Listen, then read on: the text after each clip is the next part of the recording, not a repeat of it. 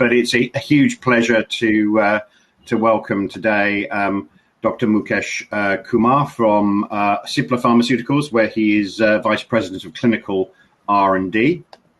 Dr. Kumar is an internationally experienced physician. He has an MD as well as being an R&D leader and 20 years of experience in leading clinical development in clinical pharmacology, translational research, biopharmaceutics and preclinical functions in a number of multinational pharma and academic organizations. And as I said earlier, he's currently head of clinical R&D at Cipla Pharmaceuticals in Gujarat in India.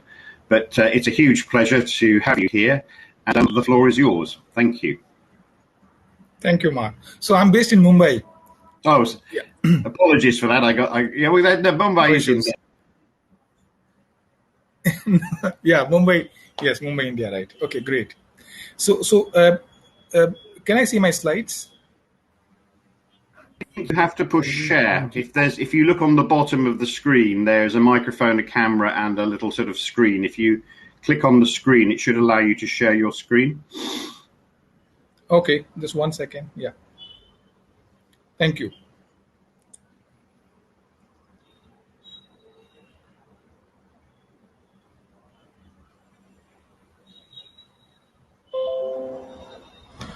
Okay. So, can you see my slides? Yes. Yeah. Okay, great. Yes. Excellent. Thank you. So, thank you, Mark, for the introduction. And I think today's topic given to me, and before I start with the topic, thank you, organizers, for inviting me and giving me this opportunity to interact with this wonderful group. So this is my second time I'm presenting in this forum. It was a couple of years back when I spoke about the globalization of clinical trial. And today it is about the transforming clinical research, challenges and opportunities. Disclaimer. Now, I think when we talk about the transforming clinical research, it means different things for different people in different organizations. And I said I have worked as an investigator. I look at I've seen sites. I have worked in big pharma and small pharma, and we interact with investigators. We work with CROs. All these stakeholders, they look at it in their own way.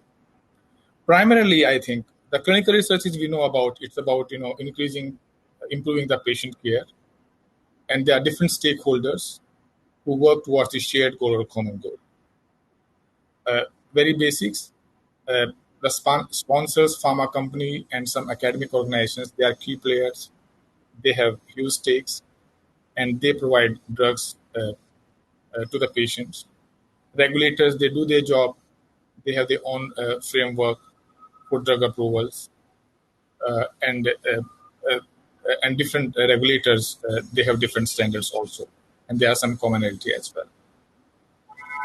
We have CROs, which are very important part in managing these studies, and of course we have clinical sites, investigators and patients who are really keep the clinical research and the clinical trials. So from there, I move to the clinical development, which is so basically in my presentation, you will see a lot of bias towards the sponsor perspective, and that's the role I have been playing. And I think, but broadly it covers different aspects also, because ultimately the trials mostly they are started by sponsors, and they are responsible for the outcomes and to make sure that they get the right data. And mostly the clinical research is primarily for the making drugs available for the drug approvals.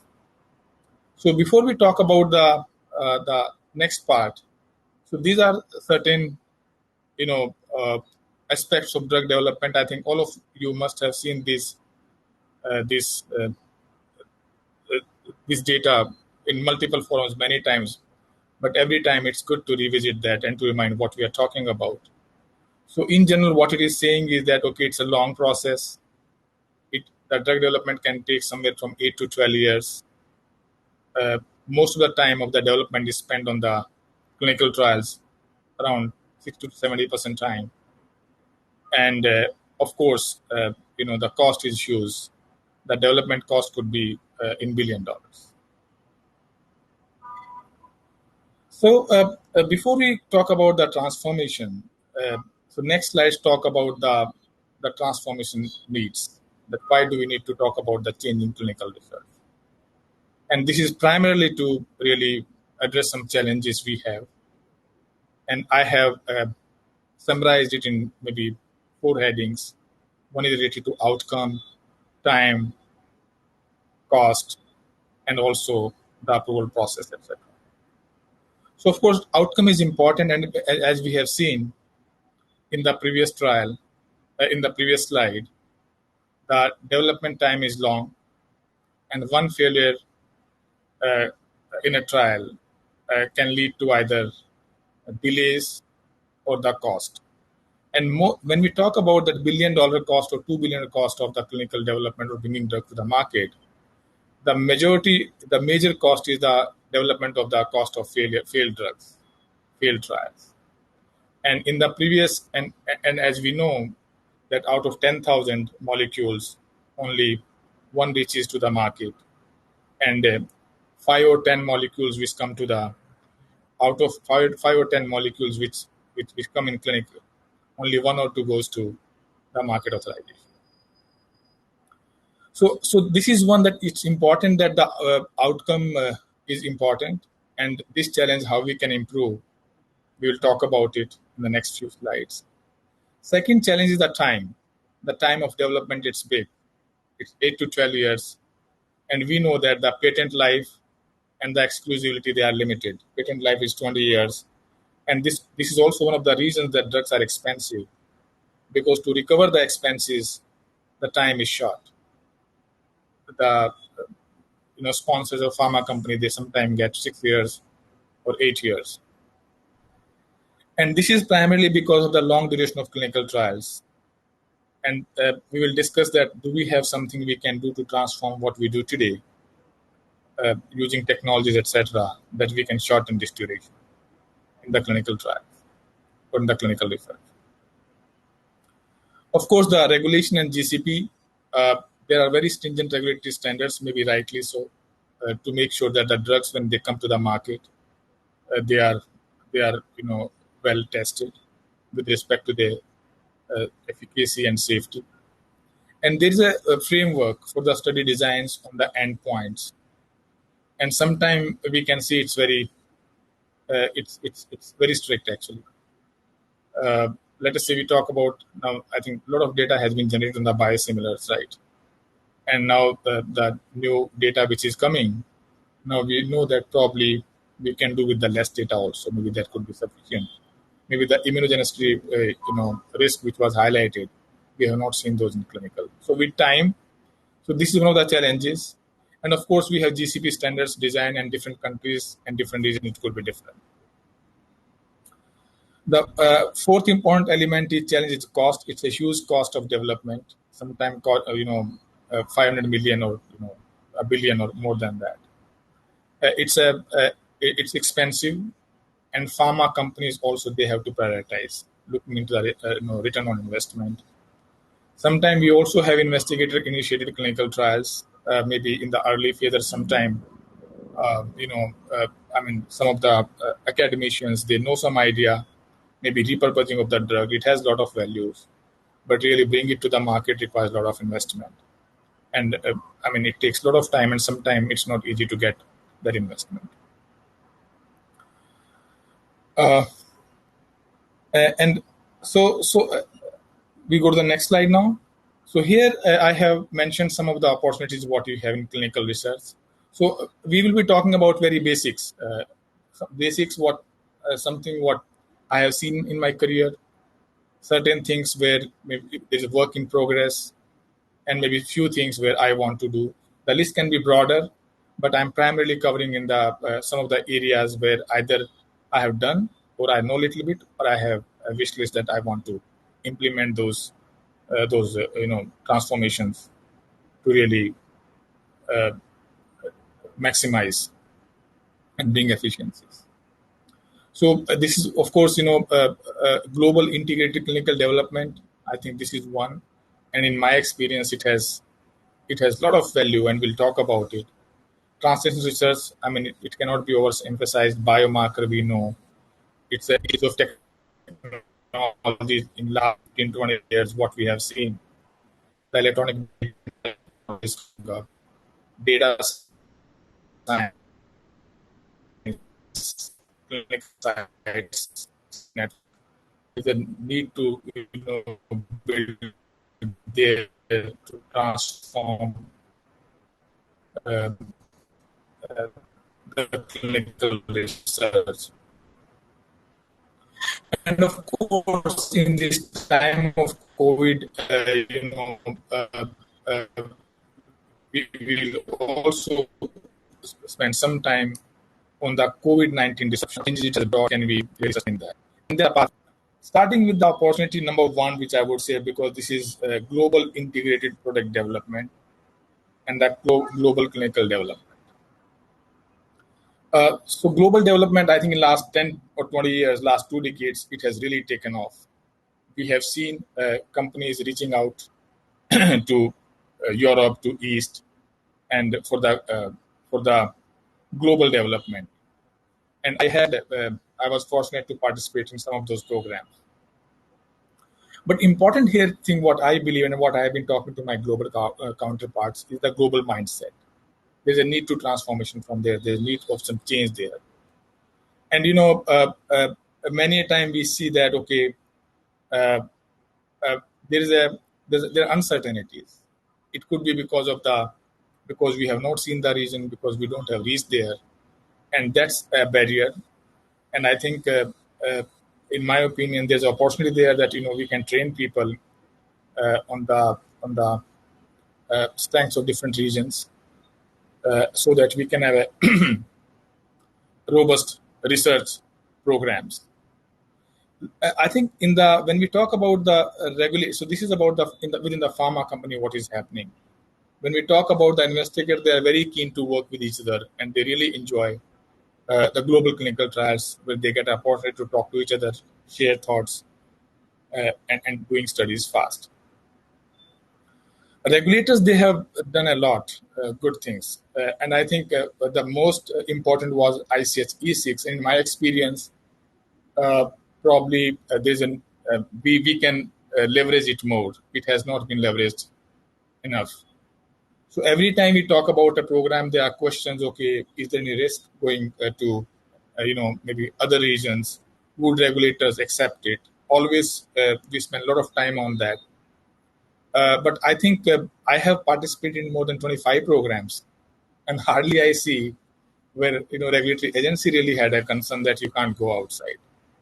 Though there might be some ethnic difference in the disease, there might be some ethnic difference, but there might be some difference in the practice, etc. But I have not seen that they are so huge that you can't really manage them, and regulators really want data in their regions. Of course, there are some countries, when we talk about the global environment, there are few countries where they want some data from the local population, but that's quite reasonable. And again, I think for a big trial, mostly I have seen that regulators do not insist that you do study in my country or in this particular region only. They are very open. Now, as I mentioned, that my experience has been, on the big pharma side, generic company and biosimilars.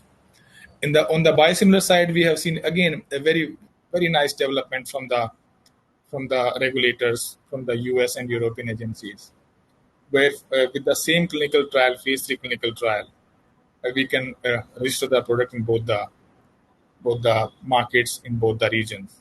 That means we are saving on one clinical trial that cost and that time, and we can use one product only, one reference product for this. Now, when we talk about the generic world or the complex generics, maybe it is not evolved yet.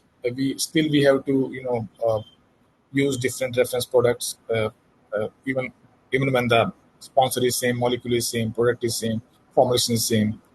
But there the progress, maybe it's work in the progress. Hopefully, we get the situation like we have the biosimilars in the coming year.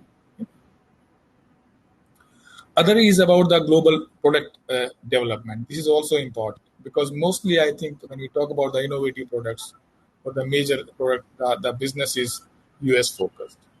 And many a time, I think when it requires multiple studies, maybe building in the business case, the other regions can really strengthen the business case. This is one. And also it makes your investment of authorization or bringing product to the market efficient. We can save there as well. Because with the same, if it is clear from the very beginning that, okay, these are my key countries where I will be registering the molecule, we can really talk to we can plan our development path accordingly. Now, going to the global clinical development, and this is where I think that it comes from the global mindset, the product development plans, and global development. It really builds efficiencies both with respect to the time because we can have more sites, we can recruit faster. At the same time, going to the countries or the regions outside US, where the trial is, where the cost is not that prohibitive, we can really have some control on the cost as well. In addition to that, what I have seen that placing a country in most suitable site, not only for the cost efficiency, also for the time. And we have seen that. Let us say I've given some examples here. That if I have to do a first-in-man studies, I think we know some countries where the approval process is quicker and we can save maybe a couple of weeks or few months there compared to other countries. And in some and diseases are prevalent in some areas, we go there to really expedite the development. And like clinical pharmacology, I think I've been working in clinical pharmacology area, and I believe that it's a global opportunity. There are some countries where the clinical pharmacology trials can be done very fast and they are very cost effective. Probably this is one in the development plan. Maybe I would like to build in all the time that we maximize the strength of different countries.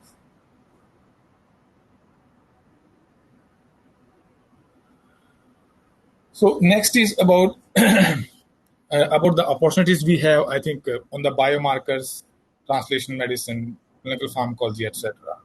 So surrogate biomarker, all the clinical development colleagues here or friends here, they would know that the surrogate marker, if they are validated, they really make life simple. They simplify clinical trial, reduce cost of development, and we have seen in when we use those validated biomarkers in some areas, including infections. And I think diabetes I mentioned because I think mostly before these cardiovascular guidelines came, that development of drugs in diabetes was simple, and that came from because we have very validated biomarker that glycated hemoglobin. If you reduce that, certainly that reflect in the improvement in the clinical outcome. Now, there are certain areas where oncology also, I think, it is we have some valid biomarker, surrogate biomarker as a primary endpoint. And, sometime I also worked in Alzheimer's disease. And there, I believe, I think, a lot of work has to be done. The clinical improvement is not really, cannot be demonstrated in short time. And I think we need some nice biomarker which can really help us in predicting or correlating with the clinical disease progression. Just one of the example, and I think in every area it is important.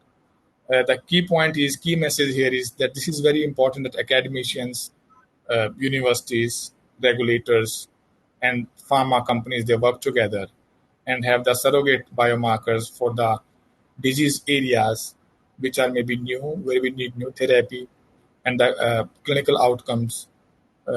It takes time to really demonstrate results, some benefits on the clinical outcome. The prognostic biomarkers, I think, again, in this area, there's been a lot of development. And I have seen in my career, I think in the last 20 years, there has been a lot of evolution in this area. Initially, we have seen some failures And when we really use those biomarkers to really enrich the population, we could really got the results. And the the drug reached to the population where that they really needed. There are a lot of examples, a lot of case studies in the public domain also. Pharmacodynamic biomarker that really help minimizing your time to phase 3, and also could have some good insights into the design of phase 3. I'll also touch upon a little bit on the generic space. That's where I've been working for last 3-4 years. And here also we see that if you have a surrogate biomarker, the trial becomes easy. The very objective of generic medicines is to really make the drugs affordable, to make sure the drugs reach the population where they are needed. And if the cost of development is low there, it's not very expensive. Accordingly, the benefits can also be transferred to the patients. So here we know that in the some of the area where I have worked, like in the topical corticosteroids, we have good assays, vasoconstrictor assays. It's very well accepted by the regulators. Very simple study, and I think we can demonstrate whether the product is robust or not. Whereas if you talk about the clinical space, particularly in the US, they require a proper phase 3 trial, which could be even more expensive, more difficult than a superiority innovator trials. Might need sample size of 1,000 to 1,500. It's very expensive, and we have seen that companies struggling there. Could there be better alternative? People are exploring, and that's what probably in my experience, very important that regulators, pharma companies, academia, they work together to really develop some surrogate markers for the clinical efficacy. No, I think in last 2 decades we have seen a lot of development on the electronic data, that new technologies, and in general there has been a feeling that in the pharma world, in the clinical research, maybe uptake of technology is not optimum. It is slow, and it could be primarily because of the reason that that it's very highly regulated. Uh, but I think there are possibilities, there are opportunities that we can leverage on those technologies. So we have experience of last 2 to 3 decades on the EDC. When it started, I think quickly it took off, and now I think most of the trials they use the EDC platform, and we have seen the benefits. It's not only the use of technology. We can also have the cleaner data, faster data, safer trials, uh, timely, remote review of maybe patient data or trial data, and timely intervention, which really now we can see that certainly with the use of EDC, the technology we adopted a decade or 2 decades ago, the clinical trial conduct is not a black box anymore. We can monitor the data and we can have the interventions in between and optimization as well. So I think I think all of us would have in the clinical domain seen the value of this. The new thing which is coming up, which really is in my to-do list, uh, and I think we are exploring how we can use is the e-source and EHR. Uh, the guidance again from the regulator side, I think guidance are there, standards have been in place. Maybe some clarity is required, but a basic work has been done to get started. And as has happened with the EDC, electronic, maybe with time, more details will be provided and refined. We also have technologies, and they're very mature technology, very good technologies. Maybe some work is going on the how do we integrate, how do we report the data. Uh, this is also a good opportunity. It will minimize the duplication of work, bring efficiencies in the clinical trials, and maybe we can also do trials faster. E-diaries are there, I think, for quite some time. E-diaries have been used in many trials for the compliance check, safety monitoring, and that has really made life easy, made trial efficient. And e-diaries, I think, are also used some of the patient-reported outcomes I used it in one of the trial long back rhinitis, and for compliance check, safety check, daily monitoring, I think it's part of the most of the trials. The next new thing, I think it is not still, I think in the next couple of years should be taking off is the use of mobile technologies or mobile data to measure the health status and use in the clinical trials. So I think a lot of data is being generated. All of we use those gadgets, in now how this is, I think, work in progress. So personally, I have not participated in any trial where I've used the mobile data, but this is my wish list. Hopefully, in that whenever I get the opportunity, we'll design this. Uh, Now, I think use of mobile data will also, maybe will it open a maybe new type of clinical trials, decentralized, and I think all of us we have seen would have read or heard about these trials. That if we decentralize the clinical trials, maybe the cost of development can really bring down because it's easier for patients to participate. The recruitment can be faster. So mobile technologies can also play a very, very important role in this clinical research transformation. Next is about the data science, analytics, and statistical models. So I think data and the statistics they are very key element or very key stakeholder in all the clinical research. But I think in all my innings in big or small pharmas, I see that there's a scope to improve further, to work more closely with the statisticians or modeler and use of the data science. And we know that the data has can really help us in designing a effective trial, uh, optimize sample size, and there are multiple examples of that.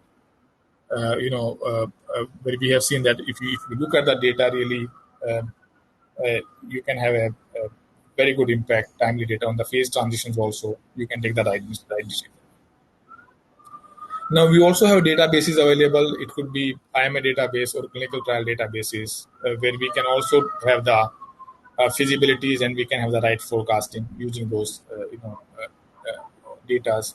And during conduct of clinical trials also, particularly for the orphan indications where the patients are few, we can use those databases and data analytics to really find the patient hotspots and open sites there and can do the studies faster. I had two such experience, of the trials which were done in US.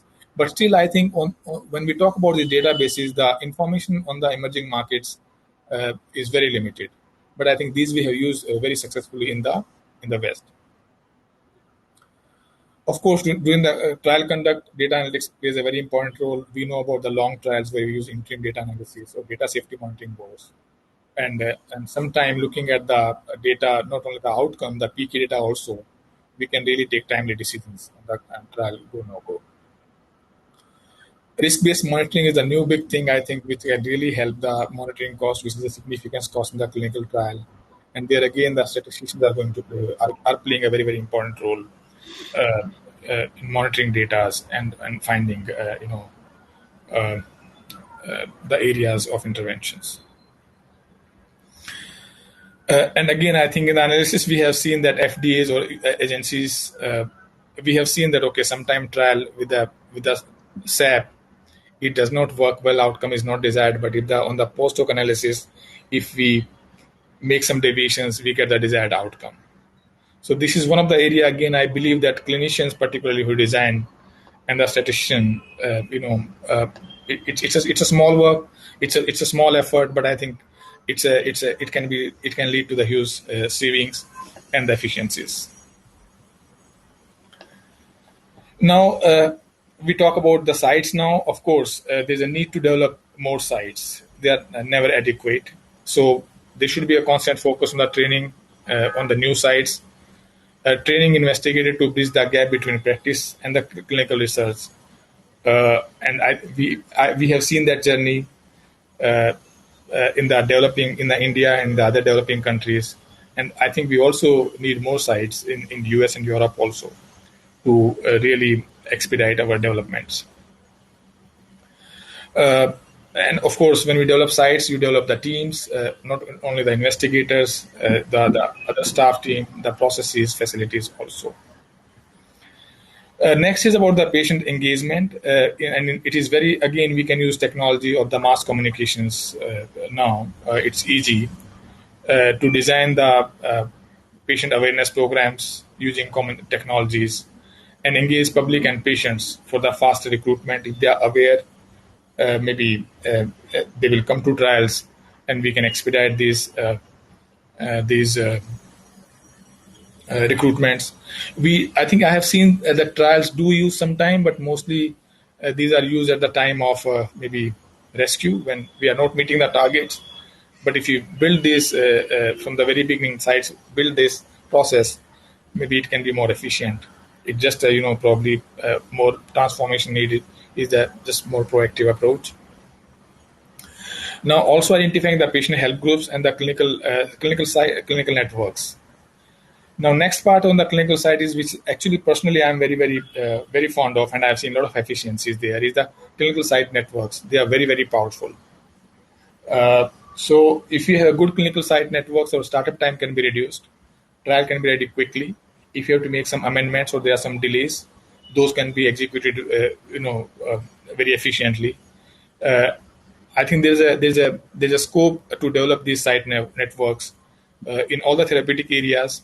I have worked in some site networks with some site networks in the asthma indications and also in the oncology, and they are very trained investigators. They know each other well, very good group, and they bring a lot of efficiencies. Now, I think this is about the disruption we move to the COVID has brought in. So maybe again 3-4 points I'll mention here. One is about the approvals, the approval to the clinic, that is first in man approval of the maybe new chemical entities or the repurposed drugs. We have seen it has moved fast. Emergency approval authorizations of remdesivir, vaccine was developed and approved very fast. So absolutely, there's we don't want to spend those 1.5 or year in the approval process. If there are some learnings from here, maybe that can be used in expediting the approval further. Of course, the regulators, they also have to take a very balanced view where they need adequate data for the optimum risk benefit assessment. Repurposing, I think when the COVID started, I think within a couple of months we have seen a lot of articles, hundreds or thousands of the drugs in the list, which can be effective in the COVID situation based on the mechanisms, etc. I think the challenge has been, and still it is, that how to prioritize that which molecule is better. We have, it was a time, COVID trials, we know it was a time, I think everybody came together. But now we have to see that how do we strengthen this repurposing in some other areas. And also, I think it also tells us something about translational science and value of data and data science with the outcomes we have received in the COVID area. The partnerships in the clinic. So clinical research is a very collaborative effort. It requires very strong collaborative skills and partnerships. In the COVID time, we have seen the governments, public, regulators, philanthropists, research laboratories, clinicians, everybody coming together, and we saw that the trials were done very fast and efficiently. Now, and we have seen whether the data was generated rapidly, efficiently, whether data was definitive, was it effective, could it be better? Maybe we can optimize this model with that experience, and that really help us taking the clinical research to the next level. Technologies, of course, particularly for the ongoing clinical trials in the pandemic, it was a very complex situations. But with the availability of technologies, use of telemedicine, data collection tools, home visits, etc., it was possible to rescue some of the clinical trial. Now, can this help in developing those efficiencies in future clinical trials without waiting for the pandemic, using telemedicine, reducing the hospital visits by the patients, using technologies, to really collect data. This is something probably we have to build on, and the COVID disruption has given us some experience. Now, again, the question, whether the experience is so strong and so robust that we can go to the decentralized clinical trials, probably it will be a matter of discussing in coming days.